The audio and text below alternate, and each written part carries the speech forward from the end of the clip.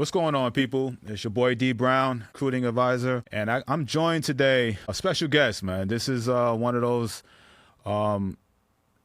guests that I'm excited to talk to. Again, he probably does a bunch of podcasts. I don't care about where he's been, but I'm glad he's on mine here, and I get to pick his brain. I had the chance to meet this young brother about a year or so ago. I've heard a lot about him, but we talk regularly. He's doing amazing things for amazing families, giving kids the opportunity of a lifetime if they take advantage of it. He runs the best showcase, I believe, out right now. And so I am joined today with Bruce Larkin, head owner of Showball Showcase. What's up, brother? How you doing, man? D, what's a good word, man? I appreciate you having me. Man, this is, I'm excited to talk, man, especially, we talk anytime, especially on live right now, get to chop it up a little bit, man. But, man, this is, what you're doing, and I want to know your backstory. Obviously, I know you have a strong coaching background, and you transition into this, man. But for the people who don't know who Bruce is, man, Bruce Larkins, can you please explain, kind of give you from your background to playing, coaching, and to how you got to becoming the owner of Showball Showcases? Absolutely, and it's all relevant. It all kind of makes sense when you start, right? So, born and raised in New Orleans, graduated from De La Salle, New Orleans. I was not the greatest student, right? I was just an okay student. I went to a junior college in Alabama, played at Left Enterprise, went to Thomas University, a four-year school in Georgia, had a brief pro career with independent ball, Baton Rouge River Bats. And then I went back to school and got my degree. At that point in time, my girlfriend, who's now my wife, we're trying to figure out, are we going to make this thing work? So we close our eyes, put our finger on the map. We moved to Lakeland, Florida. All the places in Florida, all the water that surrounds Florida, we go to the most landlocked place there is, right? Well, so Lakeland kind of you thought. I thought, no doubt. But no, so we did that. I started coaching high school baseball, teaching algebra, teaching geometry, and made my jump to college baseball to Lake City Community College. Lake City was known for draft picks and everything else. Tom Clark, a Hall of Fame coach. So I'm at Lake City. I got a wife. We got married, bought a house. We found out we're pregnant with our first child, and boom, they cut the program. So I was on cloud nine, and now I went from the penthouse to the outhouse, right? So I had to deal with that, overcame it, started coaching at Santa Fe College in Gainesville with Johnny Wiggs. Did that for 5 years, won a lot of baseball games at Santa Fe, 4 straight conference championships, a state championship, national runner-up. We lost on a bad call at the plate. That cost us a national championship. From Santa Fe, went to Pensacola, spent 3 years there, then the Flagler in St. Augustine, Seminole State. And then I joined your world, D. I was a consultant for 5 years with Play to Win. And the opportunity came to purchase Showball, and I called Novak, the owner, and I asked him 2 questions. I said, Johnny, 1, is Showball really for sale? He said, yes. And I said, 2, would you sell it to me? He said, well, let's see. And so we went through a process, and we chopped it up probably for about 3 months. Wow. And it was an intense interview for those 3 months, because this was his baby. He started in 2000, and he wanted to make sure it was going in the right direction. So he finally said yes. I purchased Showball. Here we are 2 years later. We're rocking and rolling. I want to kind of get to this purchasing, when you told me, it was a, that's a great move. What did you see? I mean, obviously from the coaching side, but what did you see business-wise that, man, I can do this, and obviously you're not going to take on a project without trying to enhance it or make it better, right? Especially if you're spending your money. What did you see in Showball, you being a coach, and you've probably been invited to different showcases and stuff, and then you end up working that side and being a recruiting advisor.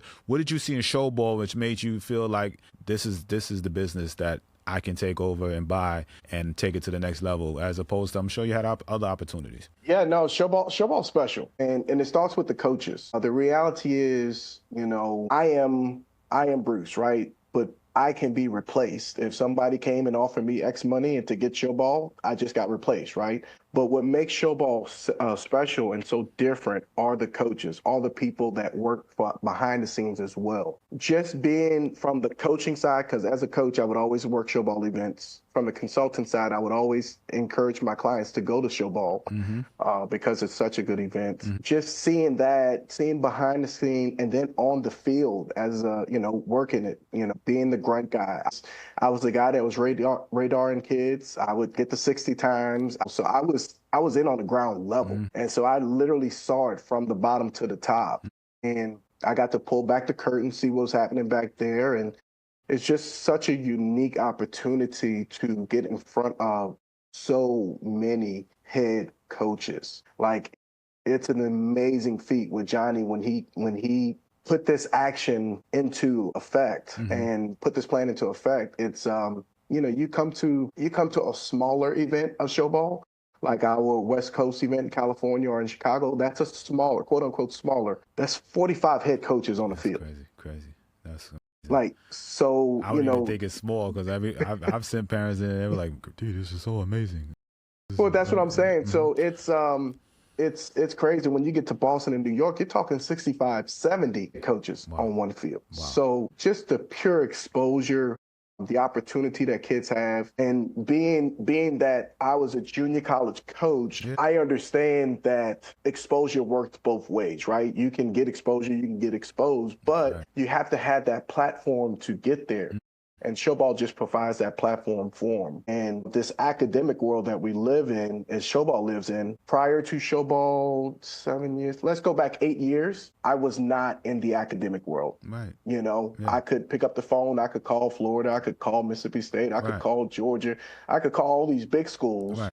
But some of these academic schools, I didn't have that reach. So it's just broadened my horizon and my network for the coaches. I can still call those big schools, but I can also call all those academic schools now. And it's a big world. The academic world is small, but it's huge. It is. Yeah. I'm learning. And I want to get back to that so much within the 2 minutes you've been talking. I want to make sure that I stay on task, but I want to go back. Let's stick Showball. What makes, because you said the head coaches, again, I've been to them and I ran them, and I know how many different moves and all of that is in place and can happen. Head coaches coming, that is big. And so as far as communication and putting out on the sites, as far as, because we all know parents can get duped by going to certain showcases and this school's promised this guy, and not even talking about head coaches, but schools in general. What is the process and what makes, your events, who's coming, and we're not here to BS you? Yeah, absolutely. Our website is up to date. I am constantly on it, and if the coach is listed, the coach is coming. Plain and simple. Now, this is the part that it's plain and simple, but it's complex. And when I say that is this: the coaches are human, right? So if they have a death in the family, they have a wedding to attend, they have a sick child, pregnant wife, things like that come up. Yes. They are human. So that element of it is real. So, but when that happens, I compensate, I'll try to get 2 of their assistants to come, and plus I'll try to get another college to come, a different head coach from a different college to come. But if they're listed on my website, on the Showball website, they're going to attend Showball. And we start this process in October of the previous year. They get the dates, they get them locked in, they put them on their calendar, and that's that. And if there's any adjustment that needs to be made because of something comes up, we handle it in due time. I would encourage all potential Showball participants, or if they want to go to a different showcase as well, don't be afraid to challenge, email Showball. Hey, is this coach really coming? Email the coach. Are you really going to this event? The coaches that are coming to Showball have no problem with responding to those emails because, yes, they will be in attendance. And the track record shows that they're going to be in attendance. Our biggest compliment is when a family refers another family. Hey, this was the best event I've been to. You need to get your child at that one. So that's the greatest compliment we can have. And that's because those coaches are actually showing up. So as a parent, don't be afraid to ask a question. whether it's Showball or a different event, please reach out to us, ask us, talk to us. We'll tell you everything that you want to know about the event, what to expect, who's going to be there, and whatnot. So, yeah, our website is pretty up to date. I'm a parent and I'm looking at the website and I sign up. All right. I see an event coming up in Boston, Massachusetts, and I'm coming. Take me, kind of step by step. How does this work? What is a day and what's the day going to look like? How does this, kind of give me a step by step. So for the parents that's listening in that maybe have never been to a showcase or a showball showcase, I hear the coaches are going to be there, but are we going to talk to them? Like, how does this work? Yeah. What are we doing? Are we doing just batting practice? Talk about all of that. Yeah. So it is a fun, fast day. It starts with when you check in. I'm right there to hand out shirts and hats. I believe in being there to greet the student athlete as they come in with the parent because they're nervous, they're worried. They want to make sure their name's on the roster. They want to make sure they have the right shirt, the right hat, the right team. So I enjoy being there to meet and greet them. I feel like it's very important to put their mind at ease as soon as they get there. So first things first, you meet me. We get the shirt, you get the hat, and I tell you which way to go, and we're going. Now, once they get that, they will be taken into center field, and the entire day will be explained to them by our camp director. Most of the time this year is going to be A.J. Miller, the head coach at Lafayette. So now your camp director is the head coach at Lafayette. So do I get any time with the coaches? Right. Boom.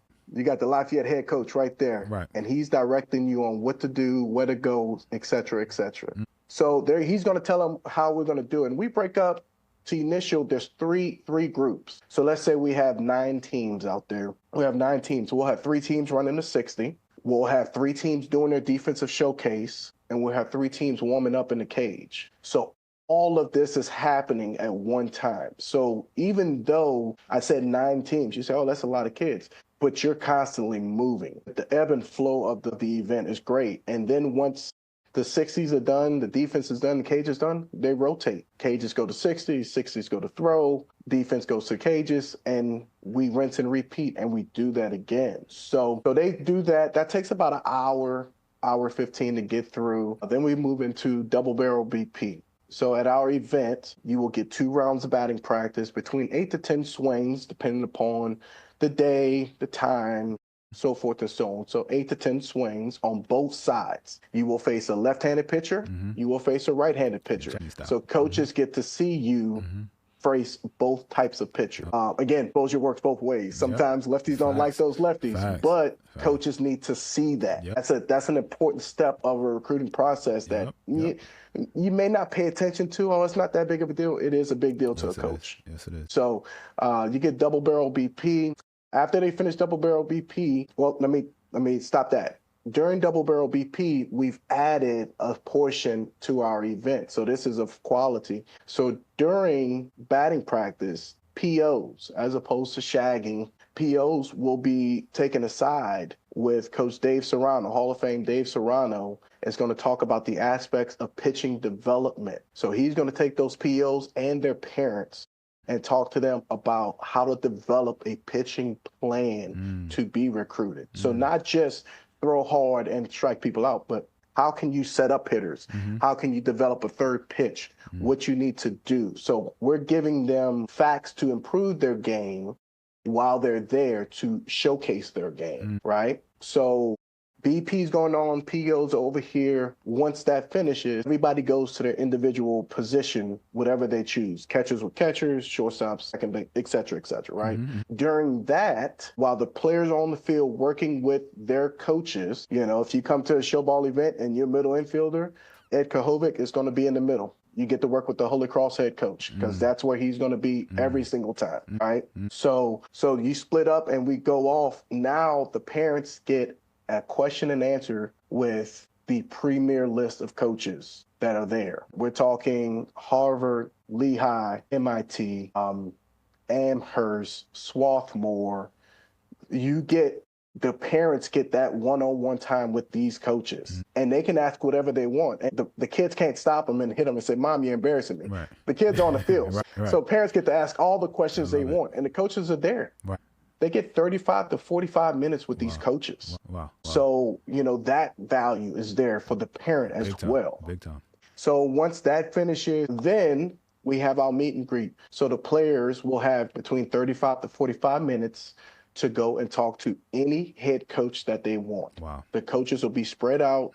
They'll get that opportunity to go talk to, whomever. Right. They want to talk to Pomona Pitzer. They want to talk to Princeton. Right. They can go talk to whomever they want to go talk to. Introduce themselves. Hey, coach, I'm Bruce Larkin. I'm a shortstop. I'm looking forward to seeing you tomorrow. Whatever they want to say, they have that opportunity. Yes. And then they're dismissed for the day, and then they come back the next day and they play in the game. The game is, it's a technicality, whether it's one game or two games. I just say we play between 12 and 15 innings. So it's the equivalent of two games. Right. But the reason we do it like this is because this way we can protect arms. Right.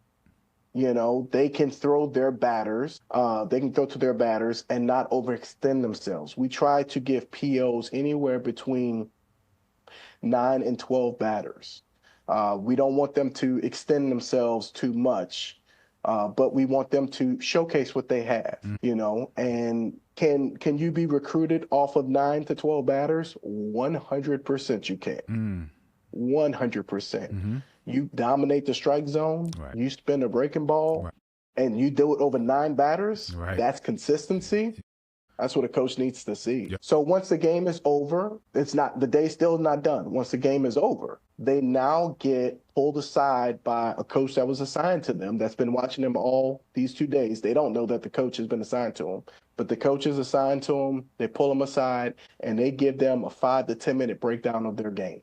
And from top to bottom, hey, I like the way you came in. You did this, you did that. You hustled on and off the field. Yes, you pretty good actions in the infield, but I like the most that you were, you picked up the right fielder. You did, like, they're going into detail of what the kid did. And so they get that verbal evaluation from the coach. And it's, that's when, after that finishes, that's when the day ends and they go home. So that's the 2 days at Showball. And as far as the interaction with the coaches, the other players, they're meeting kids from all over the country. And I should say the world too, because we have some international flavor as well. And so the parents are engaged with coaches. It's a really good environment for everybody. Wow. A couple of things within that, obviously, with the parents, the kids, what I do love about it, it's like, especially me, when I'm sending kids there, it's like, yo, if you're interested in a coach, you get a chance to talk to them. You get, you know what I'm saying? Like, Yes. And don't be shy. And so, I could go so deep into these questions, but I want to make sure I keep, stay on there, because I know because it's so funny. I could talk to you because you were that coach. You were the coach. Yes, absolutely. You know what needs to be said to you, what you can give that advice. So, and obviously now you're running, your showcases. So from a hitting, I guess it'd be a hitting standpoint, what's more important? What do you feel like the most important part of the day is? Because I always, when I send my hitters, it's like, it's either one day they do this, the other day don't do it, whatever. So, just I guess it's a little bit of your coaching hat now too, right? What's the most important day as a hitter, man? Is it the first or the second day there, man? I would tell you that the first day tells me what I need to know. The second day shows me if you can put what you show me into practice. Okay? So what I mean by that is I tell my son, who's 13 and he's, aspiring to play and all that good stuff, he's okay. He has his moments. But his first 10 to 15 swings, right. Nothing is middle or pull side. Everything is backside. Everything is backside. And he's a left-handed hitter, so, that's why I'm going that way. Stay through the ball. So if I see now, in the showcase setting, you only get 8 to 10 pitches, so you can't do everything backside. But I would say the first 2 or 3, go oppo. Absolutely. Because the first thing a coach sees when you go oppo in the first 2 or 3 swings, this kid has an idea. He knows what he's doing. He has an idea. Yeah, he knows what he's doing. He has an idea. He has a plan.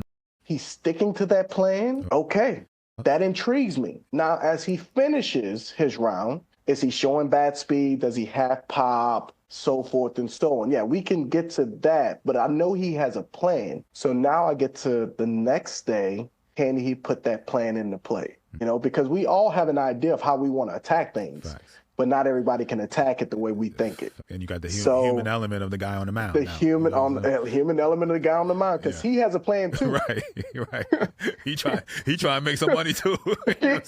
He wants to be recruited too. Yeah, right. He trying to get you out. So not like, hey, D, you my boy, here you go. Right, no, right, it ain't like that. Nah, So I would say day one intrigues a coach, and day two, can you put that plan into action? Because a lot of times people get caught up in numbers and metrics. And look, we are not a metrics company, but we take every metric there are, and I'm trying to get more metrics, right? Because that's what people want. So I will give it to you, right? But the reality is, if your exit velo is 97, that's beautiful. It's 97. But can you hit though? But can you hit? What happens when he starts adding and subtracting on you? He starts putting a wrinkle in there. Like, what's your exit velo then? Exactly. 97 off a tee is great. You're showing some bat speed, but can you hit? Exactly. So I would tell you that you asked me which day is more important, day one or day two. I think you need to have a good. I can tell you this: you can have a poor BP and a great day at the plate, and you can still be recruited. If you have a great BP, you have a great BP, and you punch out 3 times and you never take the bat off your shoulder. You don't want to be that. I've had both kids. I've had kids both. I have kids I sent to you over there that have done both. And the one that hit in the game got the love. And look, and you can have a bad day at the plate. You can go 0 for 3. Right. But if you showed an approach, and you showed a plan of attack, coaches, because this is a game of failure. You're not going to be perfect. Coaches know.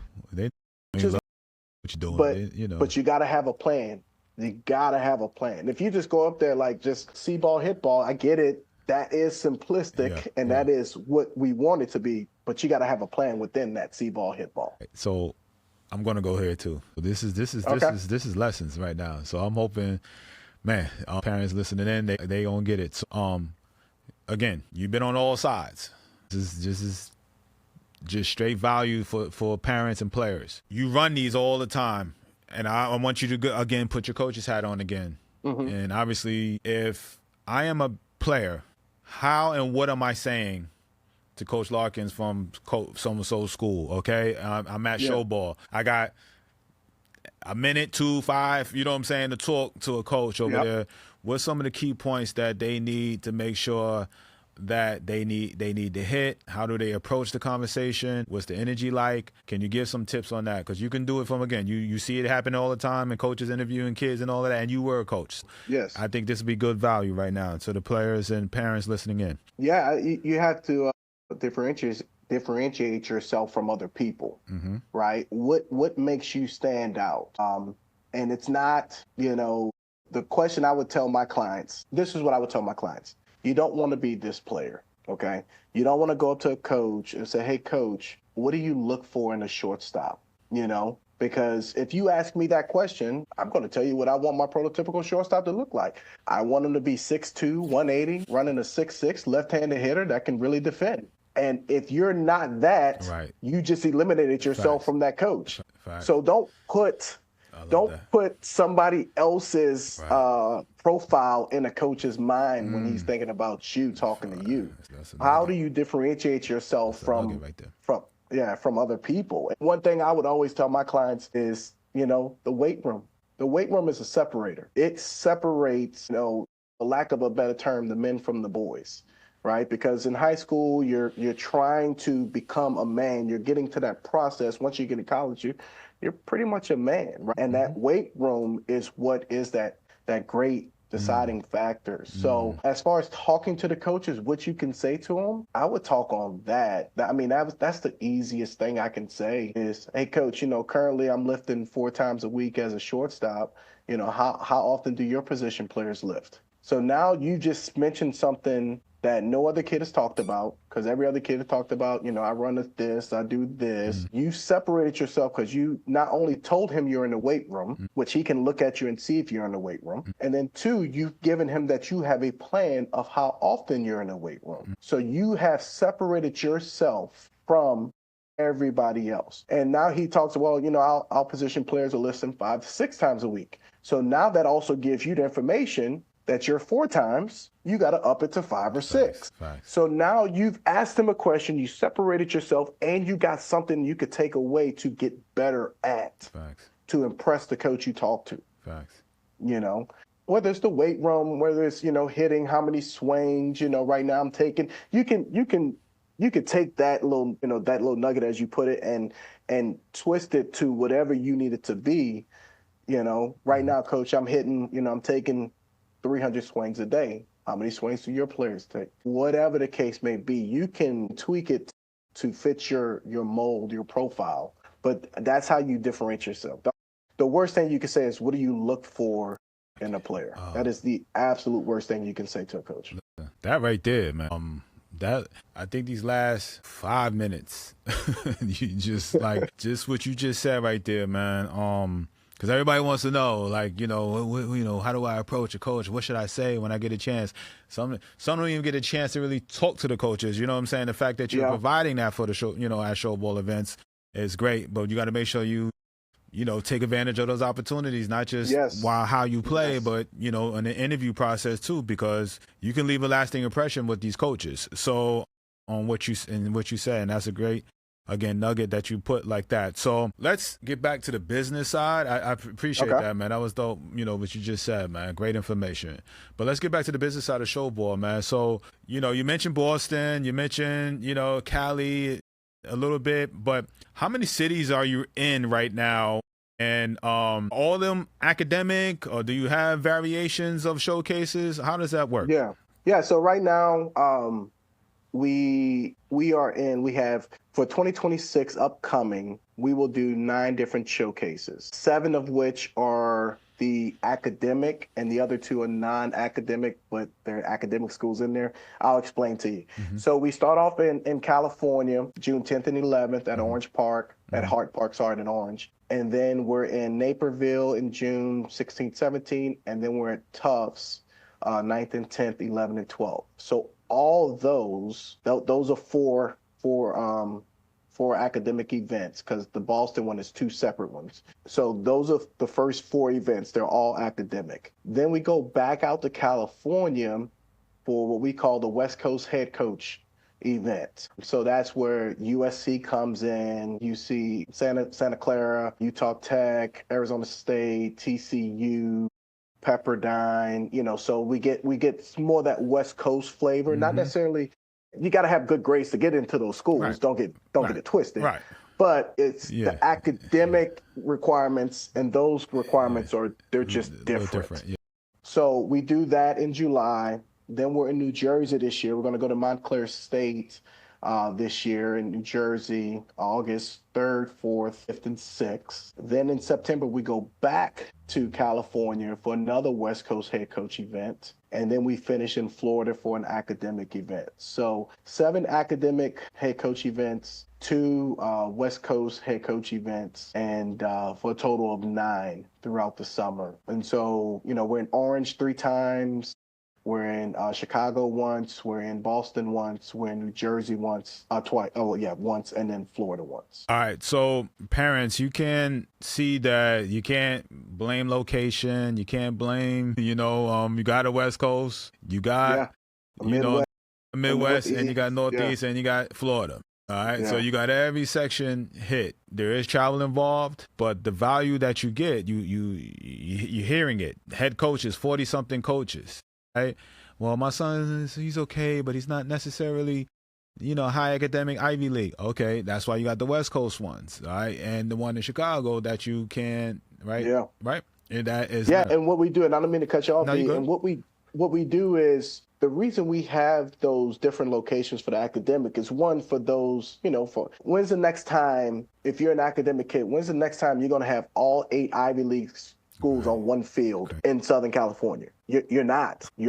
So you had that, but also what do? We bring in schools from the West Coast as well to compensate and bring that West Coast flavor as well. When we go to Chicago, we have Midwest schools to come in as well. When we go to Boston, we have more Northeast schools. So we'll bring in schools regionally that match the location to give you the client more value. So if you're interested in a Midwest school, the Chicago event is the one, because you're going to have some more Midwest schools along with those academic schools. So we try to cater to the client to give you as much value when you sign up as possible. Because look, I understand it's a good chunk of money. Speak on that a little bit. What's the? You don't have to say necessarily the price, but I hear things like, "Oh man, this kind of." Pricey. It's pricey. Yeah, it's pricey. No, I get it. It is pricey. But I would say to those that say it's pricey, I would just remind them that baseball, we picked the wrong sport. We picked the wrong sport. The cost to playing baseball, it's outrageous. And I'm living it too. Again, I told you I got a 13-year-old. So I'm living it too. Yeah, I definitely when we came up, right? Yeah, I'm like, dude, don't you just want to play basketball? You got basketball, you just need a pair of shoes, and you go play.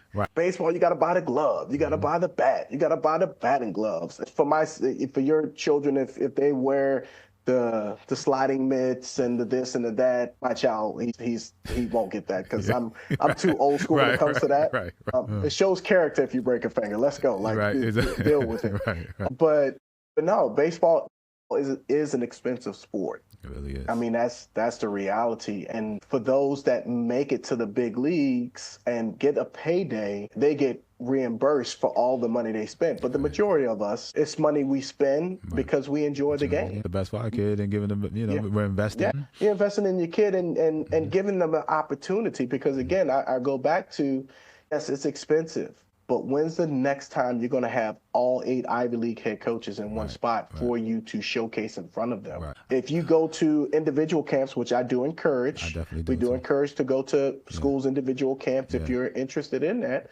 But if you're interested in 10 schools, and let's say they cost $300, they cost more than $300, you just drop $3,000 to go to 10 different locations, and you had to travel to 10 different locations. So when you look at the price, you look at who's going to be there and what value am I getting, and you're getting 45 plus head coaches in one spot. And when you break it down like that, the costs are not as expensive as it sounds. All right, Bruce, I love it, man. But gosh, I'm in New Mexico. Yeah. And I can't quite make it to California and all of that. I got, are you ever going to expand on any of these cities? Can you, are you moving around? Are you going to do any, We are, it's funny you say that. We're in the works, not necessarily New Mexico per se, but we are in the works. On that one. Yeah, right. Yeah, we're on the works to possibly expand to another location. We're keeping it under wraps for right now until we solidify. But 2027, we're looking for potential expansion within Showball. The product is good, and let me emphasize why the product is good. It has nothing to do with me. It has everything to do with the coaches. The coaches are what make the product good. I am just a facilitator. I'm a point guard, and they're the scorers. I put them in positions, and they help me, and they are the trophies. They're the prize. I understand that. So, but we're in the works to facilitate to get something to expand a little bit. Not necessarily New Mexico though. So Showball did try Texas. We tried Texas a couple years ago. That didn't really crazy, right? Texas didn't really work. Yeah, you would think so. Crazy, because we get that all the time. Why aren't you in Texas? Like we were. Nobody came. Another thing is, and I don't know, you mentioned this before to me. I obviously, because it's not necessarily heavy on my radar like that as of now and all of that, but you don't just do baseball, right? No, we have softball. We're introducing volleyball, and everything else. So we're trying to cover as many sports as we can, but staying true to, where our bread is buttered, and that's baseball. We're hopeful that we'll have a softball announcement here on March 1st. Again, trying to get things solidified first. But when we announce the softball, it will be a big announcement, big event, big venue with some pretty big schools coming. So awesome. Here's hoping that we can do that in the next couple of days. But no, we're volleyball, softball. Those are two things that we're doing as well. Awesome. All right. And it's funny, like you were just talking and you mentioned the events and individual camps, which I highly suggest. But yeah, I also I'm gonna ask your opinion on this. I know there's great programs out there, great showcase teams, and there's great events that go along. But I've also been the coach and traveled to the WWBA, did a bunch of things and all of that. If you ain't playing certain teams and all of that, it sounds, in theory, oh man, there's going to be a lot of college coaches out there. In theory, it sounds good until you an hour and a half away, and nobody out there. And during that game, do you think I know what I think, but I want to, obviously, I don't know, you may be biased. No, I'm not biased, because I will tell you this. It's a combination of all of it. Okay. It's your travel ball team. It's your showcase. It's all of it. I can't sit here and tell you that, if you play for a certain travel ball team, you'll get recruited. I can't tell you that. But I've seen kids get recruited from travel ball teams. So I can't tell you that doesn't work. I just know that, like you said, if you go to a big tournament and they've got all these coaches listed, which those coaches are probably there, they're just not necessarily at the games that you're playing at. Right. And so it's not that they lied or false advertised. That those coaches are there and they are recruited. Sometimes it's the luck of the draw. I remember being a junior college coach and just, we'd go down to Jupiter in October for the WWBA, and we would go and we had a plan of who we wanted to go see. And the reality is, while you're chasing one, the other's getting away. And so you can't be everywhere at one time. Right. So if you're on a travel ball team that is the elite team, you're going to get more looks, especially if you have some top flight arms. They're going to always get the looks. The arms are always going to get the looks. So if you have to position yourself on a travel ball team with top flight arms. And that's what I would tell you with that. And then when it comes down to, should I go to the travel ball tournament? Should I go to the showcase? Well, now we need to talk on, what are your goals? Where do you want to go? If the list of coaches line up with what you want, you may have to be a little selfish. If the list of coaches don't line up what you want, go play with your travel ball team. I'm not saying just go just for the sake of going. Right. If they've got 20 schools there, but you're not interested in their 20, don't go. Go play ball with your friends and have a great time. Same thing with high school, man. High school used to be a time where you got with your buddies and you try to win a championship. I don't know if high school is like that anymore. It's more they're getting prepped for the summer to go to the travel ball teams and everything else. So it's you have to be a little selfish because it's your recruitment. That's right. So you have to think of what's best for you 100%. You just have to weigh the pros and cons of different events, different tournaments, and understand that if you're playing in a tournament and you're off site and everything's happening at the fourplex and you're at a random high school, I don't know how good of a chance you'll get recruited there. All right. I got you on this one here. I know it. How old was your son? How old? 13. 13. Going into he's in 8th grade, 7th grade or 8th grade? He's a 7th grader. Now I do have a 17-year-old too, but he plays football. Yeah. He ain't in this equation. He ain't in this equation. Yeah, okay. We talking about the 13-year-old, all right? I got you. So this time next year, he'll be 8th grade, entering high school. You run, you doing it. You've been on the coaching side and this, all right? What's the game plan? When do we need showball? When are we going to what type of camps or whatever? When do we need showball? Or when are we just going to play some ball? Or when are we going to get evaluated? Yeah, okay, here we go. Here we go. Yeah. Here we go. So the plan for Braylon, B-Ray, I call him, it depends on where he's at. If he's physically ready enough, if he's physically ready to hold his own with high schoolers, yeah, he'll go to one. But he'll go to one not to get recruited. See, I think differently. He'll go so he can see where he's at and where he wants to go. So he can see kids from all over and say, okay, I want to go to these 5 schools. So do all these kids. How do I compare physically with them? How do my skills compare with them? What do I need to do to improve?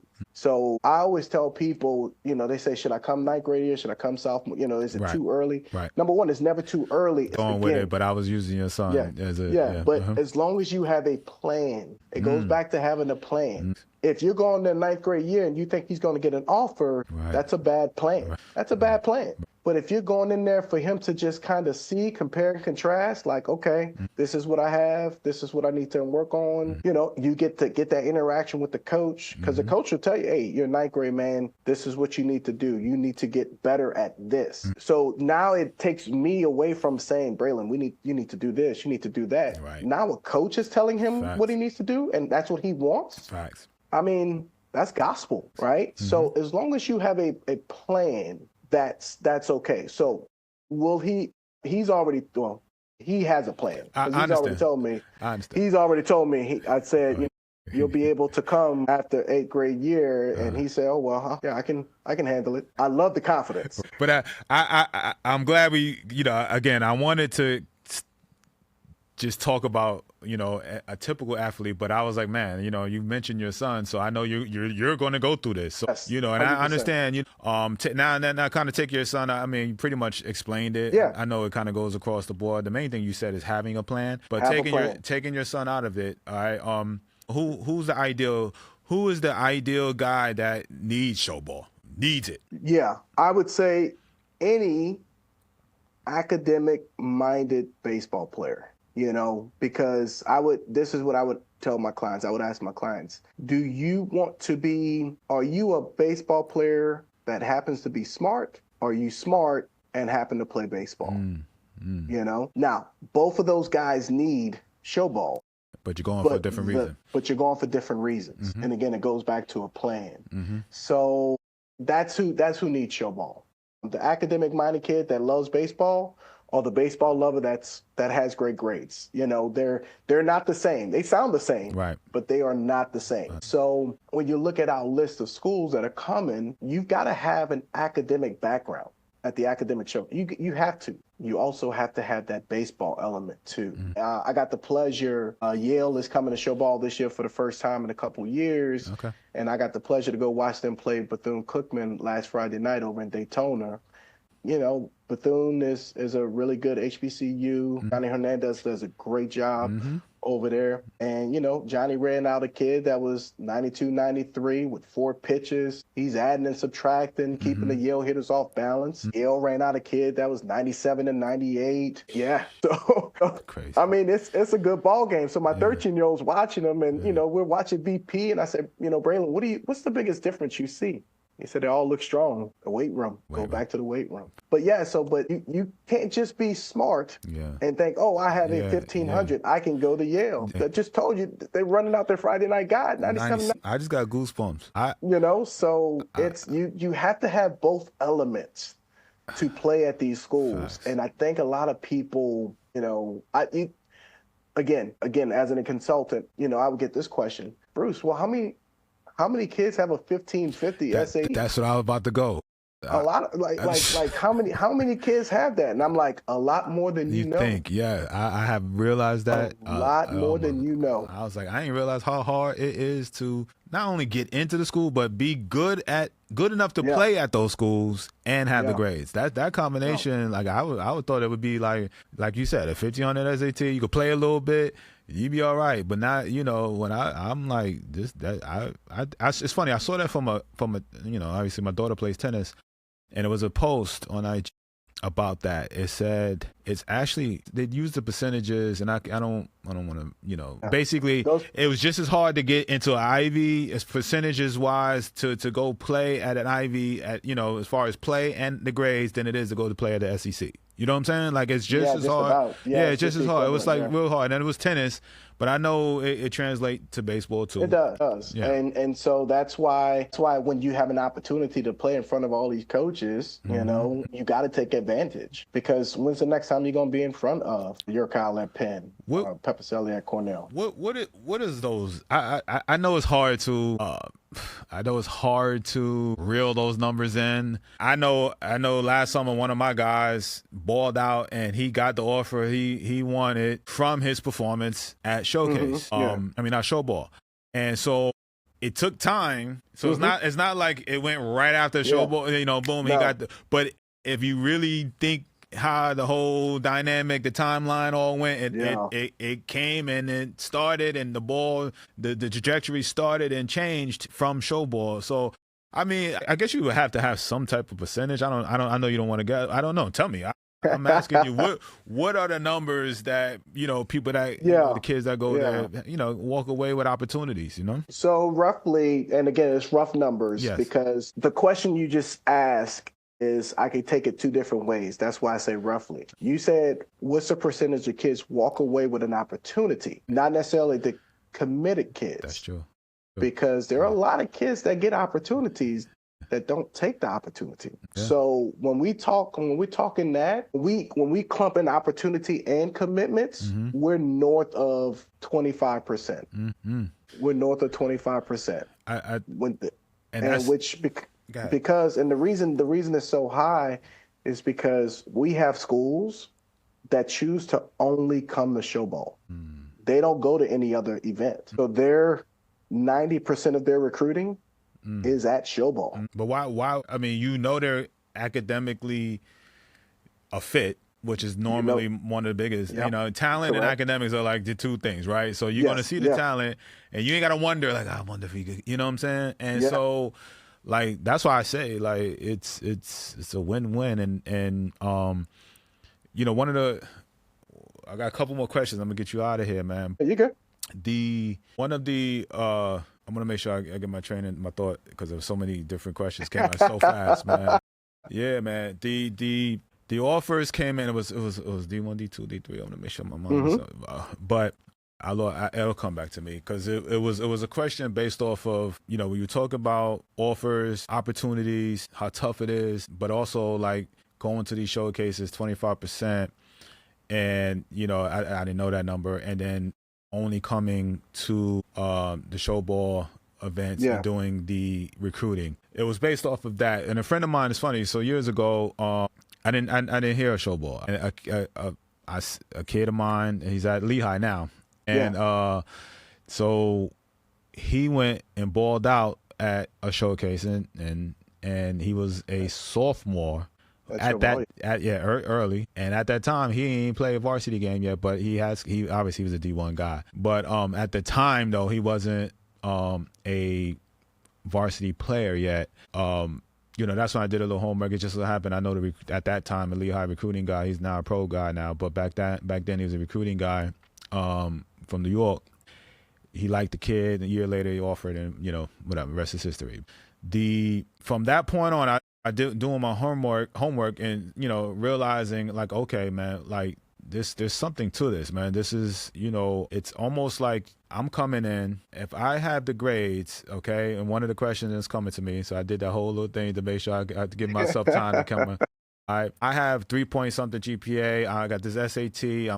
Academically, mindset is like, yes, I care about my grades a lot, all right, and that's why I'm gonna go to these things. So, you know, so my question would be to you, like, what would be? We talked about it athletically, you know, and academically, you know, the ideal customer from a numbers standpoint, GPA and all of that. Who should be coming? Yeah, so that varies. It's a sliding scale. So I would say the lower the GPA, the higher the SAT score would have to be in order to come. You know, if there is a basic cutoff, because we have so many academic schools, and because each academic school is different in their requirements to get in, some have a little wiggle room, some don't, so forth and so on. So I would say worst case scenario, you're talking a 3.0. That's the absolute worst case scenario. But obviously, the higher the GPA, the higher the test score, the more opportunities you are going to get. You know, with a 3.0 and say a 1200 SAT, which is not bad. Like, it's not an insult, right? Like, solid. I wish I would have had those. I didn't have them, so Right. I didn't have them. So those are not bad when I say that. Me neither. But if you're talking those numbers of the 45 schools, now you're probably down to like 10 that you can get into. So it's not that there's a certain line as far as GPA or test score. I would just say it's a sliding scale. The lower that 3.0 needs to have like a 1450 SAT, you know, because that may outweigh, you know, that type of deals. That's how I would say that. But it's not a set number per se. What about the opposite? I get a lot of kids the opposite. They're not good test takers. I hear that a lot. Yeah. But the GPA is extremely high. Because of the GPA, they still should come. Because of the GPA, they should still come. Again, there are certain schools that are eliminated. During COVID, a lot of schools went test optional. But now that's kind of circling back that they're requiring a test score. Yes, they are. So I would tell you that even on the website, parents, even if they say that, you know, test optional, they whatever, that's not true. You know what I'm saying? There's a saying, Gary Cohn, PTW, say test optional doesn't mean test easy. Like, it doesn't mean that you don't need the test score. Like, he encourages the test score. Like, you should encourage the test score. So some schools are test optional, and you know, those GPA. Now, also with the test optional, understand that you and me, you know, like you made a 1500. I'm test optional. I didn't take the test. You're getting in before I get in. Facts. They're going to take the test score before the person without the test score. That's a nugget right there. Hope y'all listen. So understand that just because you don't have the test score doesn't mean that doesn't mean you're getting in. They're going to look for those test scores first. And then if they don't have enough, then they will go. But I think, you know, but you got to realize, man, the academic world, how about this? What was it? 100, I'm going to get this wrong. I don't want to mess up. 130,000 applications to NYU last year to be students, to be a student. 130,000, something like that. That's NYU, which is a great school. Oh, it's great school. Yeah, great school. I don't even poo-poo that. But it ain't an Ivy, though. So, and I'm sure the Ivies, those numbers got to be crazy. Yeah, it's crazy, the amount of applications that these schools get. So you're playing baseball and you're trying to, so that's why your baseball has to be that much more. So that coach can go to admissions and say, hey, we got a kid. He's got a 4.2 with a 1500 and he plays baseball. Like, you need that. You've got to have that. Every year, I learn a little bit more when it comes to the academic side. I told last month, I had a kid. We kind of put our eggs in the basket with the application with Caltech. You know what I'm saying? We just kind of put our eggs in the basket, hoping that, you know, it was interest in baseball. You know, we waiting to get improved, you know, from the grades. He had amazing grades. He just didn't get into the school. Amazing grades. And so he was a showball kid. He came. And they saw him there. And so, you know, he had some opportunities, you know, but I, you know, as advisor, I'm like, oh God, you know, because the kid is a great kid and he loved that school. It was two schools that I wanted to get him in. I've talked to you about him, but you know, I know I've talked to you about a bunch of kids, but him in particular. But now, you know, we have to pivot. But there's a timeline, a time frame that I'm learned about this whole academic school and all of that. And you know, if you get accepted, you got to take, you know, the offer. It's little nuances. The early action. Yeah. It's a lot of nuances when it comes to these high level academics. Speaking of that, though, and I'm gonna ask this last question, and then I want you to take us out. But I mean, is it niche specific because you do such a great job? And I know you got your 2 showcases outside of the high academic ones. But do you come from your junior college world? You come from whatever. If I'm not mistaken, I think you branched out with the Vegas one a little bit, where it wasn't just whatever. So are you planning on like doing? I don't want to poo-poo no other school, but like normal. Watch yourself now. Right. Get upset with you. Right. The expansion of Showball. Yeah. So we're looking at everything as far as potential expansion. The reality is our formula works for any level of college baseball. When you sign up for a Showball event, it's not a college practice, but it's the speed of a college practice, right? So that formula works everywhere. So there are things in the works to broaden our horizon within the baseball world. But like anything, man, when you have a lot of ideas, but you got to get a lot of people in place, you got to get a lot of things, and you got to protect what's yours at the same time, because people are always coming after you, and I always had to look at it and say to myself that people don't imitate mediocrity. They don't try to mimic or try to duplicate something that's just okay. Yeah. So I love it. So it's it's a good problem to have. Right. But it's one of those situations where, you ask about the expansion. Yeah, we just got to be cautious with how we do it, when we do it, because there are people always coming after you. And so, I respect other companies that do things the right way, and because they do it their way, I do it my way. We exist, we're good. I wish them all the success. I'm not a person that is bitter, angry, or anything like that. I try to make showball the absolute best showball can be. So with that, expanding it, I have to make sure everything is lined up really well. It can't be perfect. It's never going to be perfect, but it has to be lined up really well before we expand into different. Okay. Great conversation, man. I have my take, and I'm gonna do it after yours. All my guests that come on, I always, I want them to take us out, right? Yeah. And I would love if you could, have a message, whatever, you choose to want to talk about over there, just, as far as anything. And that's on your heart and your mind you want to speak on. It could be about the business. It could be parent talks, kids, whatever, you feel in your heart to talk about. But let's, why don't you take it out, take us out on that, okay? Yeah, absolutely. Well, first, thank you for having me, D. I really appreciate it. And no, I haven't done many podcasts. This is the first live podcast I've ever done in my life. So hopefully I did okay. No, it was awesome, man.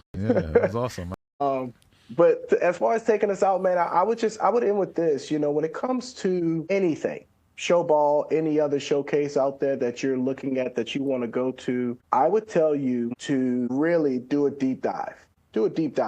Longevity, the showcase has been there, the success rate the showcase has had, the coaches that are attending, not just the logo that is attending, but the coaches that are attending, and everything else. And when you look at that from top to bottom, this is why we feel that showball is the premier showcase in the country. And it's not because, again, I emphasize, it's not because of me. It's because of all the coaches that we have. It's because of the people behind the curtain that we have. I was a college coach. I was a consultant. I can help in those aspects, but my job is to facilitate the venue, the reps, the opportunity for you, the client, to come in and showcase your skill. If you ask me questions, I'd be glad to answer those questions. But I also know that my job is to give you that opportunity. And that's what I try to do on a daily basis.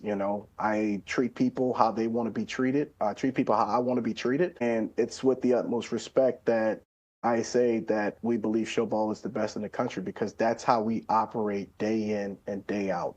What is best for the client? How can we give them the most value, whether that's adding different head coaches or giving them more reps, and whatever the case may be. I'll just end with thank you. Appreciate it, D. Hopefully, we got some looks, and hopefully I did okay. No, you did an amazing job. So listen, for people that want to reach out, obviously, what's the website, or if they want to follow you personally, or, within the business side, what's some of your social media? What's the website? Can you go shoot that? Yeah. So the website is showballbaseball.com. Pretty basic on when it comes to all of our different social medias. You can find those on the website. Our Instagram is Showball Camps. I'm just kind of clicking through the TikTok.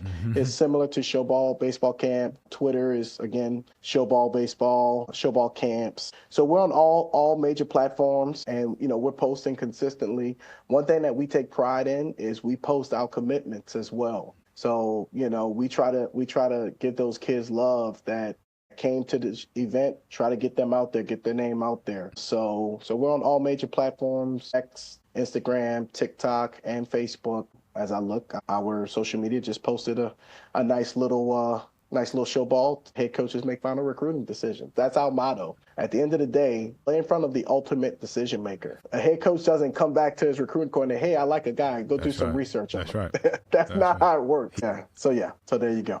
Listen, so I'm going to take us out with this. Bruce, I appreciate you coming on, man. For my listeners and the people that will hear this, I hope this interview full of nuggets, okay? Yeah, we're talking showball, but this is a coach. This is a guy that's been on the grind, been in the dugout, understands that side, played, coached, know what coaches are looking for, knows how to give value on that side to obviously now giving you the exposure that you need. One thing that I could say that every time I send the kid there, all right? It has not been one time that a parent doesn't message me, and I always share with Bruce how well the showcase is run, how amazing it is. Like he said, when you try to emulate, you don't emulate mediocre. I don't try to bring on anybody that's mediocre and ain't doing things that, that I haven't pretty much been a part of or sent kids and get feedback from. I ain't putting on no trash on here, okay? This guy does it right. It's a brother doing this thing, and it doesn't matter, black, white, I don't want to get no racial, whatever, but it doesn't matter who I send. They all have come back with, dude, this is amazing. I love what's going on. This is, oh my God, I got to tell more people about it and all. That's the ultimate compliment. He wants everybody, you know what I'm saying? And that's why I keep bringing kids that I say. It's part of my recruiting program. It's part of my plan. It's go to a show ball, especially if the kids has the grades. I sent exposure, 40-some, coaches, the minimum. Where are you getting that? All right, so parents, I'm telling you, you have to make this as part of your recruiting plan. That's why I have him on there. All right, you have to use, again, everything that's going on in here, but you have to put this show ball event in your plans as part of the recruiting plan. So that's my time. I appreciate it, Bruce. Thank you, my brother, for coming on again. Absolutely. I want to say peace and love to you guys, and we out.